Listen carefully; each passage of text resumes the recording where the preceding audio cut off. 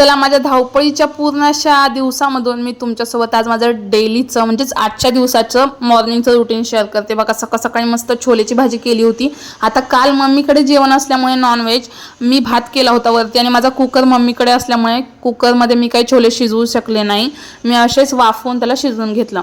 इथे माझ्याकडे थालीपीठचं पीठ होतं, आपल्याकडे चक्की आहे, मी सगळी घरी पीठ दळते। थालीपीठाचं पीठ आणि 3-4 चमचे बेसन पीठ टाकले, यामध्ये मेथी टाकली कापून, छान कोथिंबीर टाकली, एक मिरची टाकली एकदम बारीक चॉप करून, आणि आपले बेसिक मसाले हळद तिखट मीठ असलंच, आणि गरम मसाला थोडासा, आणि छान याचे सकाळ सकाळी हे थालीपीठ किंवा काय तुम्ही म्हणाल ते सकाळी नाश्त्यासाठी 2 बनवले, माझ्यासाठी एक आणि मिस्टरांसाठी एक, आणि बऱ्यापैकी सगळं काही आवरून झालं। इथे चपात्या करायला घेतल्या बघा।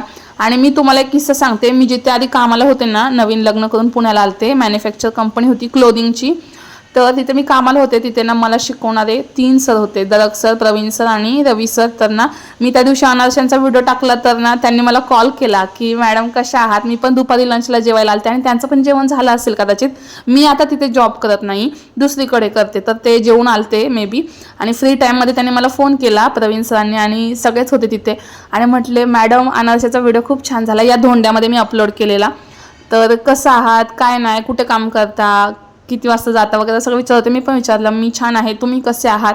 आता आपण किती नाही म्हटलं ना, आपण जिथे पहिल्यांदा काम करतो ना, तिथले आपण मेमोरीज कधीच विसरू शकत नाही।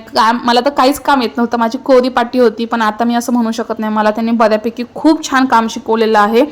आणि खरंच आपण ना कोणत्या तरी गोष्टीसाठी ना, आपल्याला फायदा झालेल्या गोष्टीसाठी कृतज्ञता व्यक्त केली पाहिजे, अशीच ही माझ्यासाठी गोष्ट आहे। मला त्या तिघांनी खूप गोष्टी शिकवल्या, स्पेशली रवी सर आणि दरक सर, कारण त्यांचाच मला सपोर्ट होता की तुला हे शिकायचं आहे, हे करायचं आहे, ते करायचं आहे, मला काहीच येत नव्हतं म्हणतात ना, तर मला सगळं काही त्यांनी शिकवलं, आणि खरंच खूप बरं वाटलं। त्यांनी माझा व्हिडिओ बघितला, ते माझा व्हिडिओ बघतात, पण त्या दिवशी स्पेशल अनारशाचा व्हिडिओ बघितल्यामुळे मला त्यांनी कॉल केला, तर तुमच्यासोबत ही आठवण शेअर करावी म्हटलं।